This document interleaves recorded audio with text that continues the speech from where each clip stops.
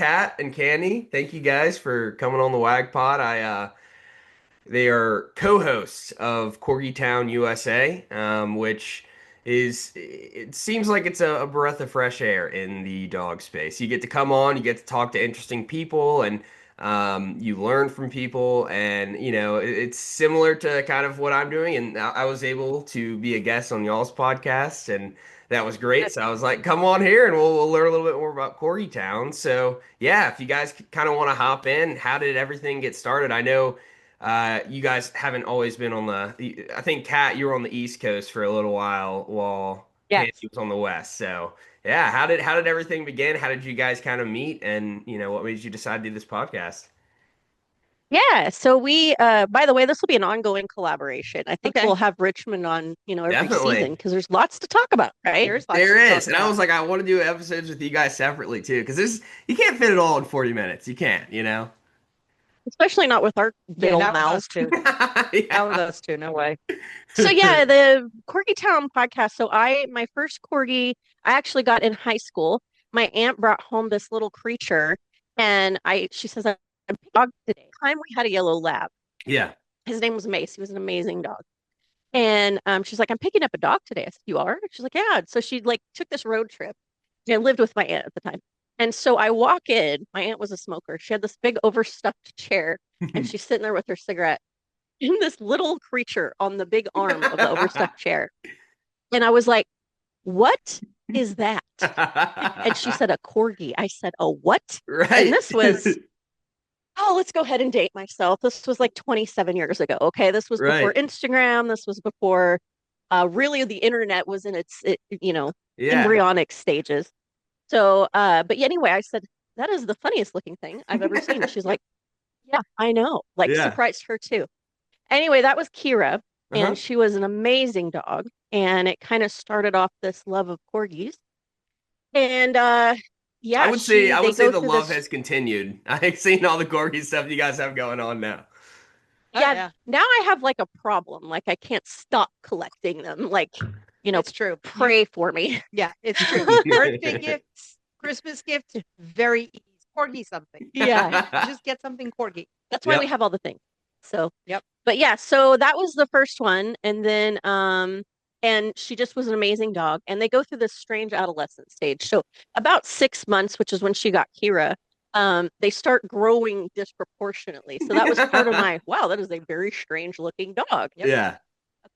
It's a strange looking dog if you haven't seen one before, but especially in their adolescent stages. So yeah, and then when I became an adult and I was in college and it was time for me to get my first dog, one of my customers, um, and she was a show breeder, Hmm. and she's, I have a litter coming up. I'm like, "You have a what?" That's a Lilo, the most precious boy there ever was. Hmm. And nobody really knew about corgis and then either. That was a very long time ago. Yeah. I feel like the Lilo Queen of was England, 2004. yeah, the Queen of England kind of popularized it, right? Like that was anything anyone knew about corgis was just she kept getting them. Yeah, well, I think yes and no. So she's always had the corgis, and the corgis have always been there. And it started with Susan, and every one of her, correct me if I'm wrong, every one of her corgis, Almost all of them almost all of them, have descended. have descended from Susan Mhm. in one way or another. Oh, so it's like the So, royal line. Yeah. it is the royal line of corgis, and like we've interviewed the You're talking about author? yeah, Yeah, there's a book called The Queen's Corgi. right. Hmm. Amazing author we had on the show. She actually did research about the Queen, her first corgi, why she liked them. She liked that they were kind of punk rock. They were a little like defiant because the Queen had so much structure and control in her life, Yeah. Sure. against her wishes. And so she liked these little dogs that, gave everybody a challenge. Amazing book. It's called The Queen's Corgi. We highly recommend you check it out if you're a corgi enthusiast. It's really cool, that whole history. And then there's also the gentleman that has corgis, and he likes to walk them near over in England. And he said, although the Queen has them and everybody knows them, they're not quite as popular as you would think in Huh. England. Picked up more here with Instagram. Yeah. Yeah. I mean, And the people that knew about the royal family knew right. about and definitely. he likes to walk them near the gates of, I think it's not Windsor Castle. Windsor. Yeah, he likes to walk them near the gates of Windsor. Those are corgis of Eton. And And, they're famous now. and They're they're on famous I'm TV. now. sure they're And yeah, they're all over Instagram and everything. Yeah, now yeah, Those it's particular huge. corgis that Yeah. she's talking about are owned by a couple of gentlemen that are just sweethearts. yes. Yeah. And when people ask if those are the Queen's corgis, he doesn't say yes and he doesn't say no. So I find that hysterical. I find Yeah. that absolutely hysterical. Yeah. But that's, I mean, I fell in love with them. Yeah. Milo was amazing. Right. And nobody knew what they were. They would be like, "That's a cool looking dog." What is that? He's like a German Shepherd mix? No, no, no, no, no. He's a corgi. And so I go through it. And then I rescued one, and then I got another, and then I got another, and I've had nine over 20 years. Potato Wow. chips. They're like potato It's chips. OCD, obsessive corgi disorder. It's real That's thing. right. That's right. So And that's how we kind of arrived here is when Instagram came out, they got really famous. Hmm. They became fashionable. They became yep, popular, and they're wonderful. Of course, we love them.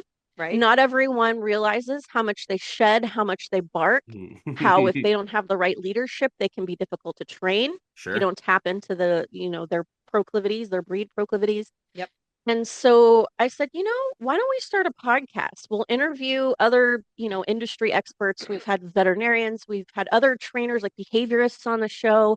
Let's educate people. So we try to be a resource for the pet parent. Hmm. So if it's training, grooming, health of, and it's really dog centric, yes, it just happens to be very corgi based, but really we're here for all dog parents to help them have a better life with their dog and to also educate people how to find the right breeder is very, very important so that we can keep fewer out of shelters and then what it's like rescuing, what that process looks like. We've right. had several people in rescue. I would say that's about long road to a simple thought in true Candie Oh, fashion. sure. I think that's about as succinct as I can make how I got here. And Yeah. how I got here, I'll make it a little more succinct.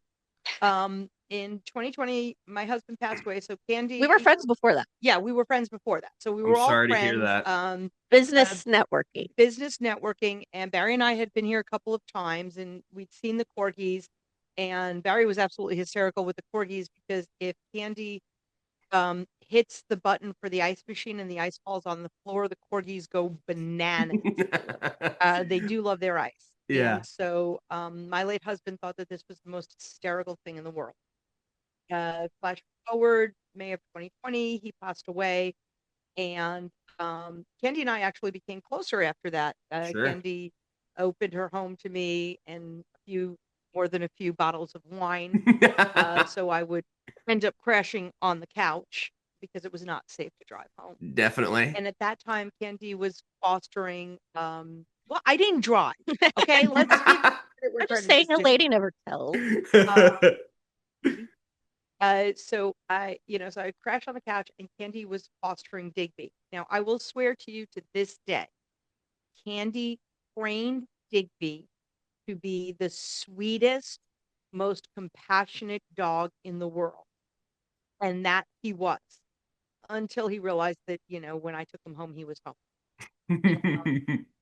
He would put his head on my lap, he would jump up and, put his head on my shoulder and snuggle with me if I was crying, when you tell stories and all that sort of thing. And he just stole my heart. He was sweet and compassionate. And yes, to this day, he knows if I'm upset or sick or just He's very much your ESA. yeah, he's very much my ESA, my emotional support animal. Hmm. And so I insisted that he had to come home with me. Candie did the whole, are you sure? Do you know what you're getting into? Uh-huh. I believe the minute that, he came to the house and stayed forever, she did the little happy dance because it was her fault. I actually cried for 3 days. Yeah. I'm Yeah, sure. but Well, I we, was we glad he were had. talking yesterday about how, like Digby was a great dog and while you're fostering, but you guys maybe didn't have that kind of same bond. And then when Cat came along, it was like, oh, this makes sense. This is why I had Digby. So, he could be with Cat, which was very cool to hear. And it was hard for me because I mean he's great and he was sweet, but we didn't bond the way that I'd bond with my dog. And I thought he was going to be a foster fail. Right. And my heart was low key broken because I thought, what, I'm training him. Right. We're doing games. He's part of a pack. Like, why are we not bonding? How am I going to have a hard time bonding with the corgi? That's not me. I'm having an identity crisis. You are the corgi And then I lady. see, Yeah, what's going on? right, the insane certifiably. Then I saw him with Cat, and I was like, oh, that's why. That's why. So she's Aunt Candie. Yes. Yes. She's Auntie Candie, and that was the dynamic. That is the dynamic that needed to happen. And so I'm absolutely in love with Digby. We also have an Australian cattle dog. My current husband came, the alive one, I like to say, came with an Australian cattle dog. And when I saw Wigan, I realized that way back when, back in the 80s, I had actually been with somebody who had an Australian cattle dog. So I had an Australian cattle dog for a number of years. Did you get a husky? I never knew. I never knew what this dog was. I thought it was a miniature German Shepherd. Sure. Same coloring and everything. And then years later, when I met a cattle dog, I realized that I had a cattle dog before my husband, who did agility with cattle dogs and all that other stuff. So I was the original cattle dog lady. When Wigan passed, we have a new cattle dog. Her name is Calabria, and she's in desperate need of more training, which we're working on. Well, luckily you know so someone that does some training. Yeah, I know somebody. Yep. But yeah, so we in our household have 2 herding dogs. You can only imagine how much the cats hate us. Now, how many cats do you have? Because I remember Candie had mentioned you foster a lot of cats, right? And some dogs as well. She fosters dogs and cats. She keeps the cat. Well, you keep the cats. No. Oh, not all of them. Not all of them. Okay. No. So we have 2 cats. And both were rescues. One was a rescue from Arizona. The local place. Yeah. So one was a rescue from the local place. The other was a friend who had taken in a mama cat in her apartment complex, not realizing that mama was pregnant. Oh no. And when we went over her house, I said I wanted a cat. And when I saw them, and there was one little guy that was so vicious and mean, I just wanted to, and I just wanted to like drop kick him across the room. He was just I know you didn't just say that. No, he was like that. This is why I do so much editing. I would never. Of course. But you're like, oh my gosh, I'm tired of this. Yeah, I understand. He was just, he would jump up in everybody's face. He would scratch everyone. He would scratch his siblings. He was Lucifer the cat. He was Lucifer the cat. This other little guy came up to me, snuggled, and looked at me and said, please take me out of here. Please, I beg of you, take me out of here. And so Eric said, no, I don't know that we really want a cat right now. P.S. He ended up getting it for me for Christmas, cheap Christmas present. And Star-Lord is everybody's favorite cat. And then we have my cat Naboo, and she is going to be 11 this year. Wow. I figured it out. She's going to be 12. I'm sorry. She's going to be 12 this year. So Naboo and Star-Lord for the cat. And Chuckles thinks they're like lovers. Chuckles is madly in love, yes, with yes. Naboo. It doesn't matter if it's, I don't know, I feel like he likes both. I don't think it matters if they're boys or girls, but like Chuckles is like, oh, kitty cats are the love of my life. And those cats will have like nothing to do with him. And he just like waiting for them. Stares at them lovingly. That's great. It's hysterical. And so, from there, when you first got Digby, what was the time period of you guys actually starting Corgi Town USA? It was that same year. It was that same, yeah. It like was within a couple of months. So I think I officially took Digby after 4th of July weekend, because I came here for that 4th of July. 2020. And so right about the beginning of July is when I took Digby, and I think probably August or September, we started recording over at my house. We're in our 7th season. Yeah, we're in our 7th wow. season. And we started recording over at my house, and then Over 140 episodes we have. Yep. That's Eric amazing. moved in. We've been busy. Yeah, we've Yeah. been busy. Eric moved in then. Or we won't shut up. Yes, probably in the following June. And after a year, we had to move everything over to here because Eric took over that office.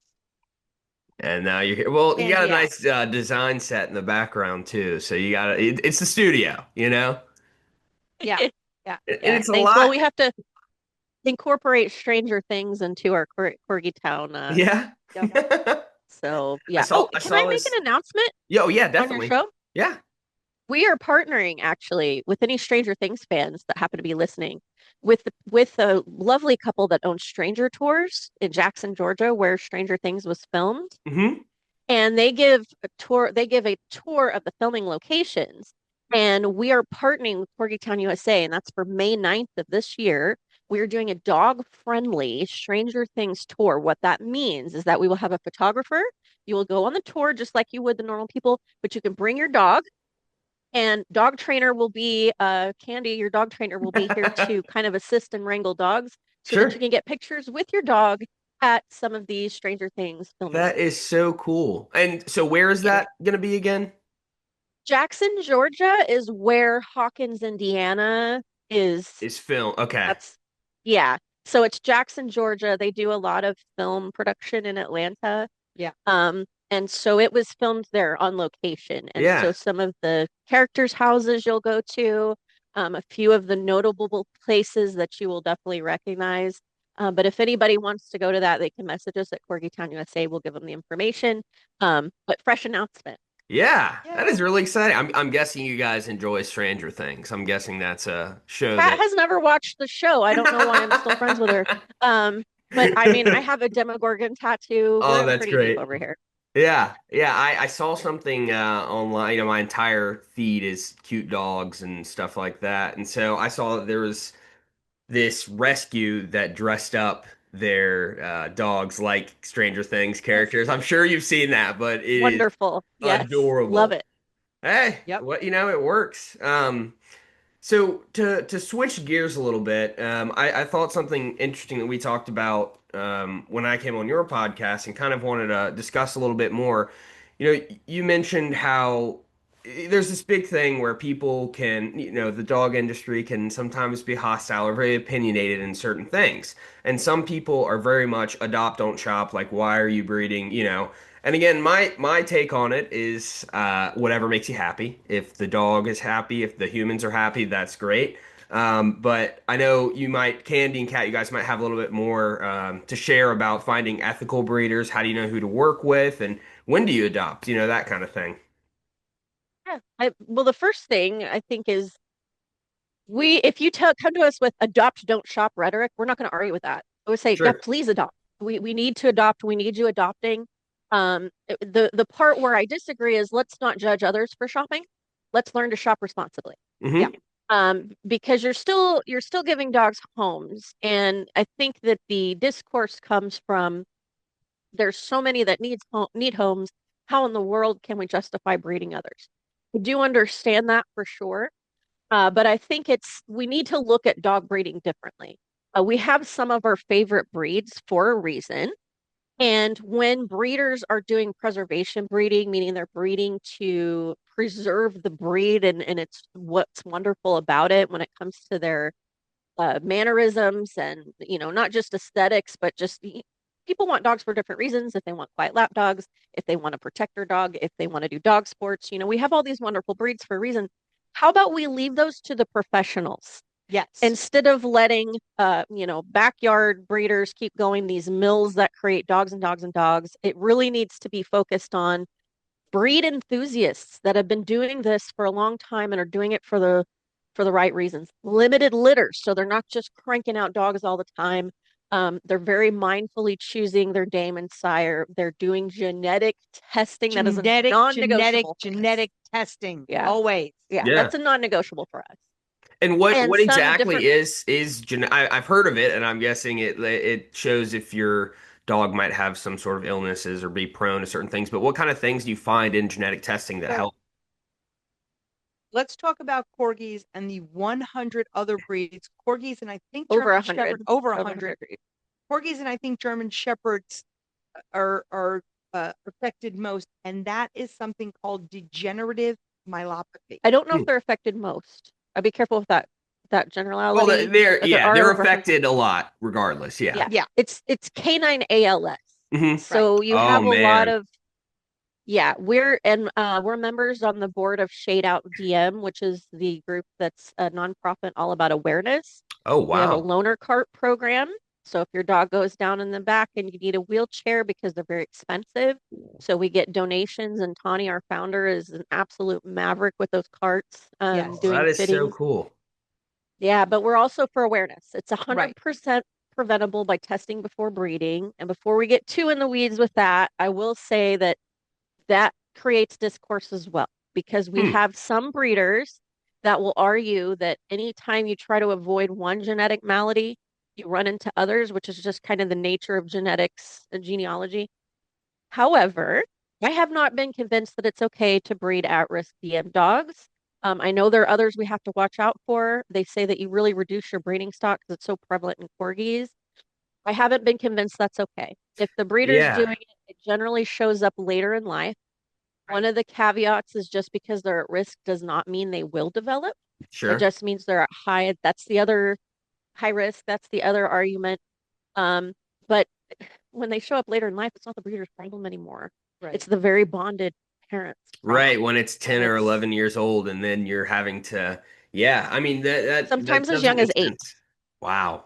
Yeah, that doesn't And make sense why if you knew. I mean, obviously there's the ethical concerns that people come and bring about like genetic testing with humans, let's say, or like, if I'm sure the technology is out or coming out where you can kind of like choose certain genes that you want to be represented in gene therapy, and it's great, but again, it's important to remember that humans aren't like hopefully not, but humans aren't getting bred to create litters, right? Like it doesn't work the same way. And so, with dogs, yeah, I can't fathom why if a dog's at risk of passing on that gene, and okay, the breeding pool gets smaller, great, but you have more healthy dogs who are going to live happy lives and be with their owners and not have to deal with this all of a sudden. That is, yeah, yeah. I'm glad you brought that up. That Yeah. is interesting. And you've also got to consider with um any of the genetic maladies.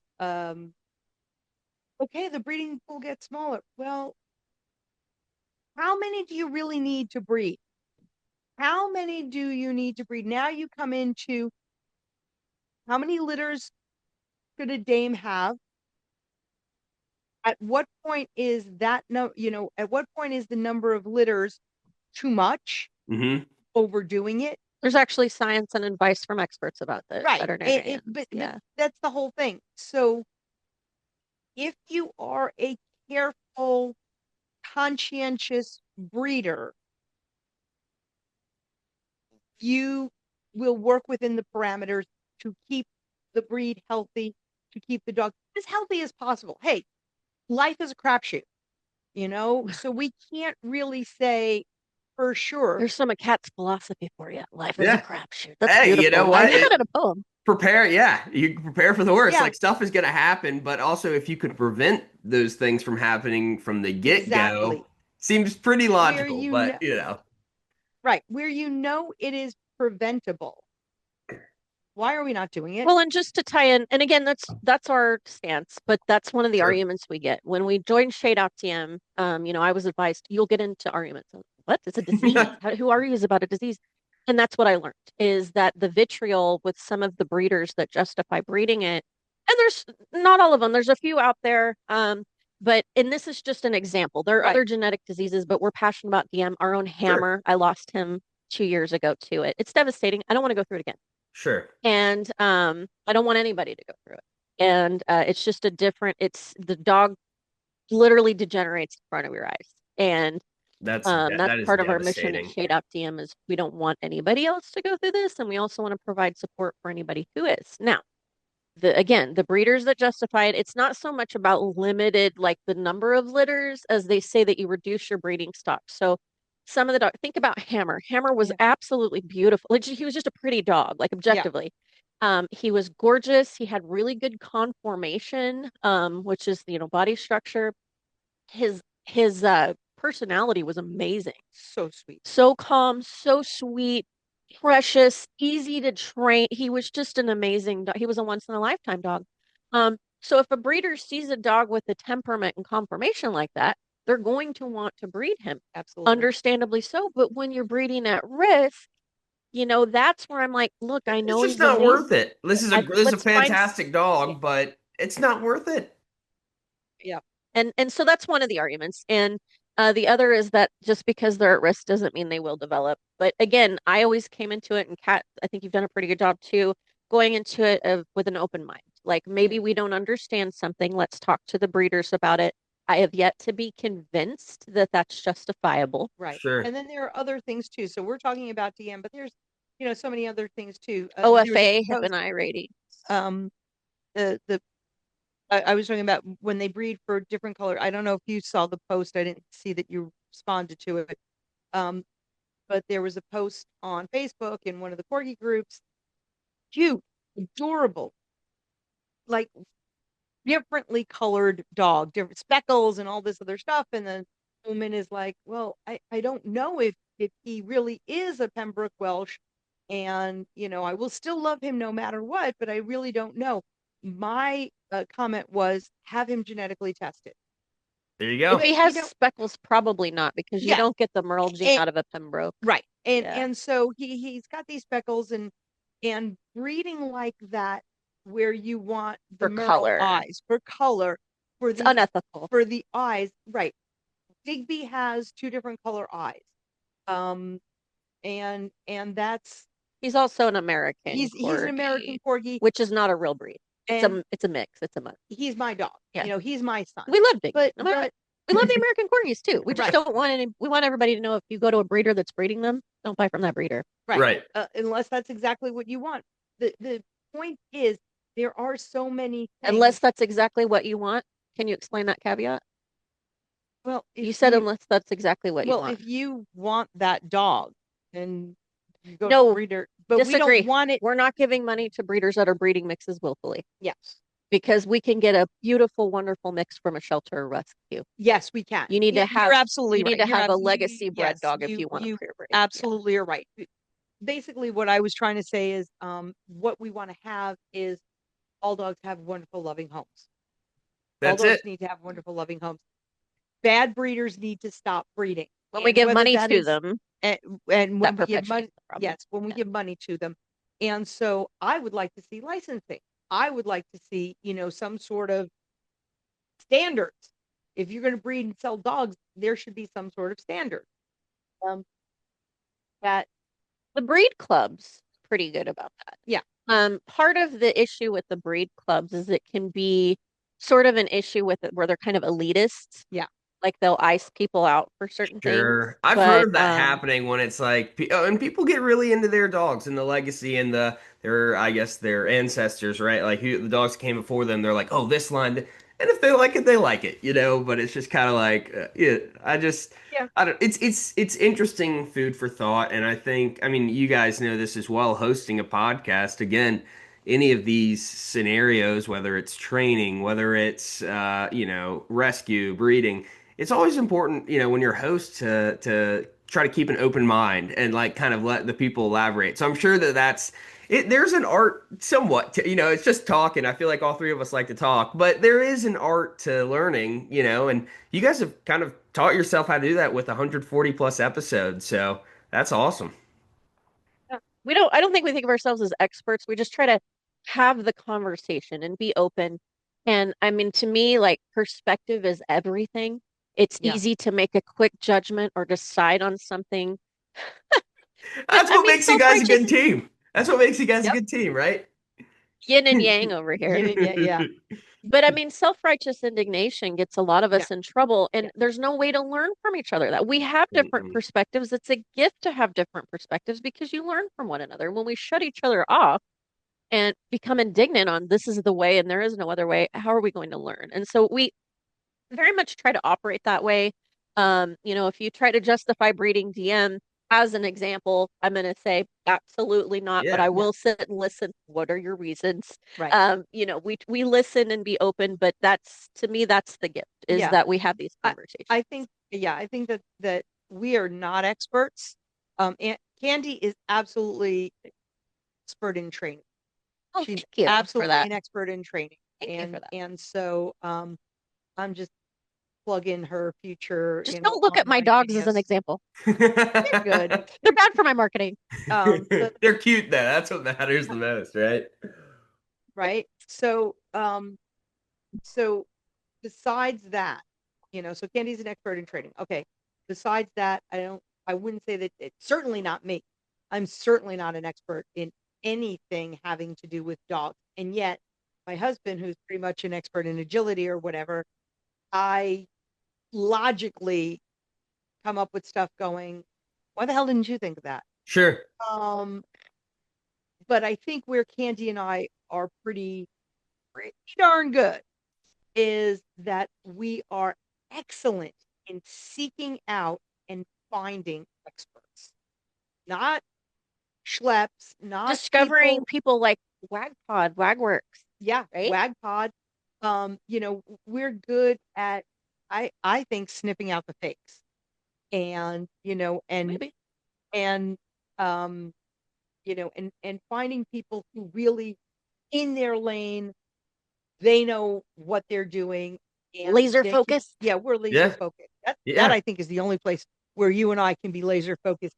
ADHD club. Yes, big Yes. time. I mean, time. yeah. Like weapons grade. I think the quality of the guest is, with shows like ours, it's very guest dependent, right? And we want to Oh yeah. interview, and we also not only do we want to provide platforms for people to share their stories and what they know. Well, we also want to learn, right? Like it's a lifelong thing. I'm retired from school. I'm not going back. I'm guessing y'all are probably not going. This is our learning, and every time, you meet someone, whether or not you become an expert on it or not, you're more informed. And so that kind of helps your future podcast to be more informative for your listeners and everything like that.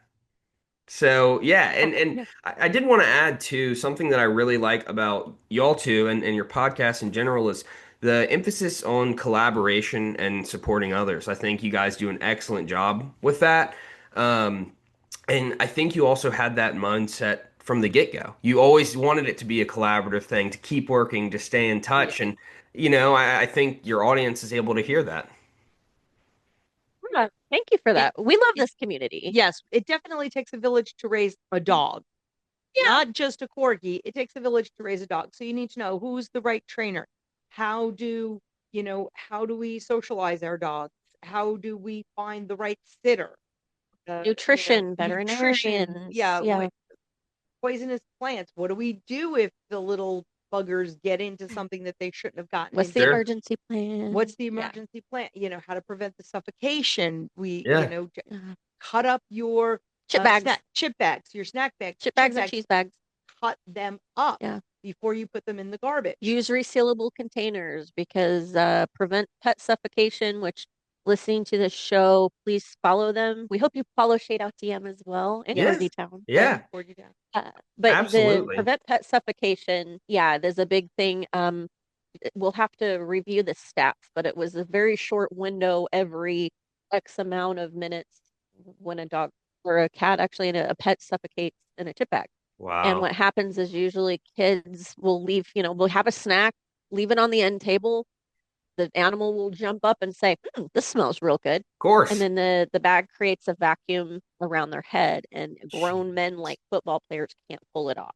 Oh. Yeah. And it seals it. Oh, So and I didn't even know cut those. about that, so now I do, It's a Wow. real danger. And especially for sitters, Yes. like to have sitters, like, maybe they're going to bring their snacks. Sure. It's easy to have a snack and then fall asleep and put And it, not these think things about it. happen. It's a very Yeah. human thing. Yeah. And it's happened, unfortunately, to friends of ours. Yeah. One lost to camping. They were camping and they had a chip Wow. bag on a camping chair and Yeah. got out of the tent. Yeah.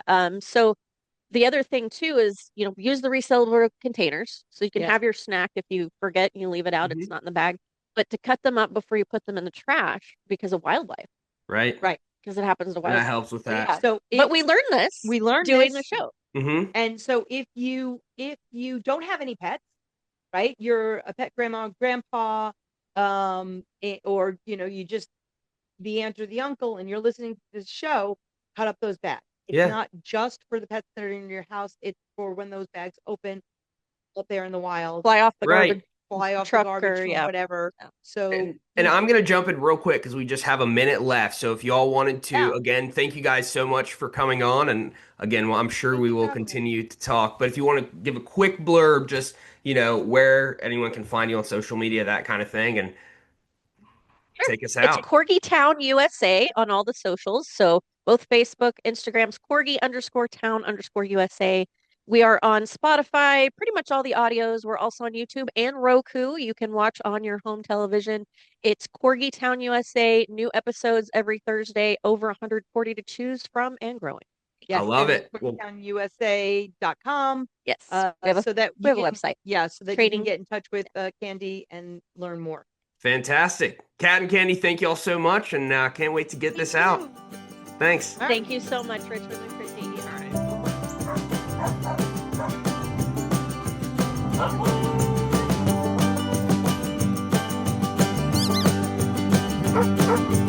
right.